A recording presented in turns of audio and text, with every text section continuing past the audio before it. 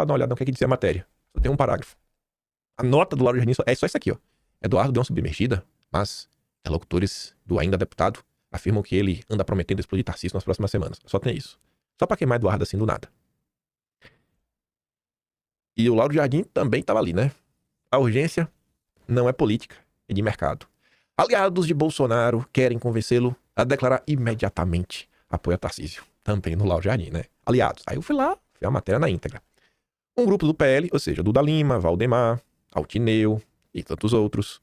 E de aliados de Bolsonaro, Ciro Nogueira, querem montar um mutirão para convencer Bolsonaro a anunciar o mais rápido possível que, em função de sua saúde, não será mais candidato a presidente, como se ele, inelegível, pudesse ser. Mas, enfim, essa é a narrativa cultivada por ele. E, no mesmo movimento, comunicar também que Bolsonaro vai apoiar o Tarcísio. Primeiro convencer, tu tá mal de saúde de Bolsonaro, não seja candidato, e em paralelo já apoia o Tarcísio aí. Não há o menor sinal de que Bolsonaro seria simpático à proposta, o mais provável é que ele não tope decidir nada por agora, mas a ideia é um bom exemplo de como a direita está aturdida e procurando sair do corner da maneira que for. Eu não acho que tem que sair do corner, né? Eu acho que tem um isolamento de Bolsonaro, né? E como a direita, Ciro Nogueira, Valdemar, está tentando rifar Bolsonaro. Aí lá vai o Centrão de novo. O Centrão já cogita afastar-se do bolsonarismo e de Ratinho. Como na casa em que falta pão todos ralham e ninguém tem razão, o ex-casal perfeito começou a brigar em público. Quando é que isso aqui acontece? Depois da visita de Ciro Nogueira Bolsonaro. Que a risadinha do Ciro, de sorriso amarelo, ao ser questionado sobre 2026, quando você vê que ele não esboça nenhum tipo de emoção de eu sei de uma notícia muito boa, mas que eu não posso falar, não é essa notícia. A notícia o miserável do Bolsonaro não tá apoiando o cara que eu quero e meu plano para ser vice não tá avançando. É a típica coisa que passou na cabeça dele. Não, eu defendi isso, aquilo, outro. E tá aí, né? O Ciro Nogueira não sabe o que fazer. Cada vez mais distante, a chance de se reeleger senador. Não tem cara que tem humildade para fazer como a AF, como a Gleice, e se lançar deputado para garantir um mandato. Resta aí, né? Um tudo ou nada para tentar se manter como possível vice. O Centrão ensaia uma ruptura para renegociar o seu passe. O grupo entende que sem ruído não há reajuste e fingir distância continua sendo o jeito mais antigo de se fazer notar. Ao que tudo indica, o ultimato de Ciro Nogueira, né, que ele tentou impor a Bolsonaro, não funcionou como esperava. O movimento parece que perdeu força e agora o grupo busca um novo jeito de se recolocar, tentando dar sentido político ao próprio barulho. Na mesma linha do Centrão, temos a liderança do Partido Novo, que o Chiquinho, eu não posso cobrar o Chiquinho, né? Chiquinho, e aí, Chiquinho? Eu falei do Felipe Martins aí, Chiquinho, porque eu acho que eu tenho que falar de tudo que é importante para esse país. Seja homem, Chiquinho. Fale do seu companheiro de partido, Felipe Dávila. Eu quero ver a sua brabeza, Chiquinho. Do mesmo jeito que você fala de mim. Eu tô até esperando, inclusive, o dossiê que você falou que ia fazer de mim, hein? E provar, inclusive, que eu sou funcionário do Gilmar Mendes, que você anda me acusando. Seja homem, Chiquinho. Pra falar do Felipe Dávila nesse mesmo tom. Tenho que pirraçar, né? Vocês adoram me difamar. Vê o que diz o Felipe Dávila. Primeiro eu vou ler o que a Yara diz, ó. O emissário do Grupo Esfera, porque debocha da prisão de Bolsonaro. Assiste depois o vídeo e veja a cara dele falando que vai inventar fake news sobre Bolsonaro, né? Como se Bolsonaro fosse uma máquina de inventar fake news. Então, assim, um feitiço virando contra o feiticeiro. Está contando os dias de pena em regime fechado e achei isso importante porque Bolsonaro vai perder a voz e o espaço para negociações políticas. O tom perverso é muito claro. Veja só.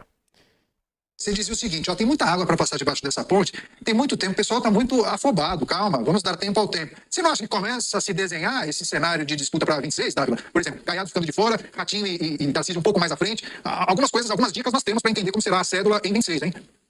É verdade. E principalmente porque hoje nós temos em torno de 50 dias para Jair Bolsonaro começar a cumprir a pena em regime fechado. E isso é importante, porque cumprir pena em regime fechado significa que ele vai perder a voz e o espaço para as negociações políticas. Então ele tem que usar esse espaço de tempo para fechar esse apoio à candidatura, para que não haja ruído. A pior coisa que poderia acontecer são boatos e fake news produzidas em nome de Jair Bolsonaro durante o processo eleitoral. Isso é muito ruim. Isso criaria enorme instabilidade na direita. Então eu entendo que ele terá de usar esse tempo para, como disse o senador Ciro Nogueira, tentar sacramentar, pelo menos, a candidatura à presidência da República e não deixar que esses ruídos que já estão causando desestabilização na direita perpetuem no ano eleitoral. Pior coisa que poderia acontecer. São boatos e fake news. Sabe? O cara vai dando risada, isso daí, né? Eu tô ligado. Só que o Felipe Dávila, ele não quer que Bolsonaro apenas fale quem vai ser o candidato. Ele quer que Bolsonaro escolha, assim como Ciro Nogueira, o candidato dele.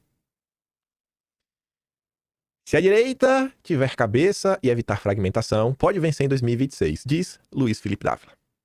E essa entrevista que vai nos levar a um dossiê. Mas a gente vai olhar a segunda parte dela, que é a parte eleitoral. A parte boa é o início. Não que o final seja... O final é maravilhoso, que é o que ele fala sobre 2026. Mas o início é melhor ainda. Começando a entrevista pelo final, só vou mostrar aqui o que ele tava falando sobre 2026. O jornalista do Estadão pergunta assim, ô Felipe, representante do Partido Novo, amigo de Deltan Dallagnol, o homem que faz o Chiquinho ficar calado. Como o senhor interpreta a ascensão recente do populismo e a condenação de Bolsonaro por tentativa de golpe, à luz da resistência de Prudente de Moraes, Campos Salles e Rodrigues Alves aos caudilhos e demagogos de seu tempo? Aí o Felipe Dávila fala assim, ó, é importante compreender a natureza do populismo. Ele surge quando as instituições deixam de responder às demandas da população.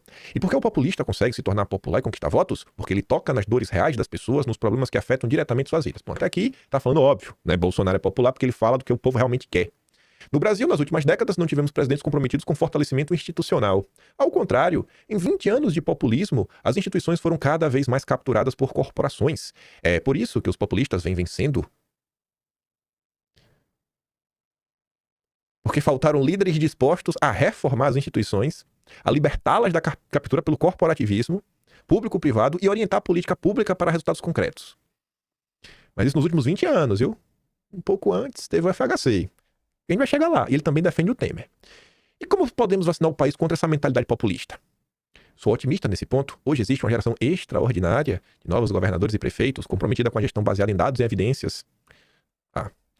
Aí que vai. Se eu ver os governadores conseguindo viabilizar uma candidatura pela direita, sem o apoio do bolsonarismo, sem recorrer ao populismo, e aí eu queria muito, mas isso não é possível, né? Eu queria sentar com cada um de vocês e falar, prove pra mim que não é o Ciro Nogueira que escreveu esse texto. Prove que não é o Ciro Nogueira. Você não consegue. Se não mostrar manchete, não falar que é o Felipe Dávila, você não consegue saber se foi ele ou se foi o Ciro Nogueira. Porque é o mesmo argumento. Você vê assim um alinhamento total. É essencial ter um objetivo em comum. O Ciro Nogueira também fala isso. Aí ele faz um comparativo lá com os 3 presidentes da República Velha que ele mencionou. Prudente de Moraes queria estabelecer uma democracia liberal no Brasil. Campos Salles reorganizar as finanças públicas. Rodrigues Alves retomar o crescimento econômico. Ninguém entregou nada. E qual que deve ser o objetivo comum hoje?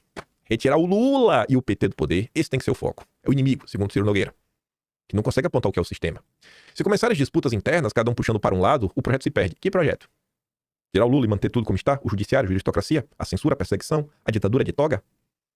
A estratégia precisa ser clara. Tirar Lula, tirar o populismo da presidência e eleger um dos governadores. Não é Eduardo, não é Bolsonaro, não é quem Bolsonaro quiser. Sabe? Aí você consegue ver. Tem que ser um dos governadores democráticos. É o candidato do sistema. Aí você corta para os governadores democráticos. Você vê que homens de fibra. Direita tem que brigar com Lula e PT. Diz Ema, após empate entre Caiado e Ciro Nogueira. Você que adora falar, não divida a direita, é momento de união, inimigo do meu inimigo é meu amigo, tá ali, ó. Você é o Romeu Zema. Ai, meu Deus do céu. O Zema tá igual o Tony Garrido, pedindo desculpa por ser homem. É isso aí mesmo. Um cara que não consegue ver o Caiado e o Ciro Nogueira batendo boca. É esse cara que vai resolver o Brasil? Vai lutar pela liberdade de expressão, pela liberdade das pessoas? Contra as injustiças?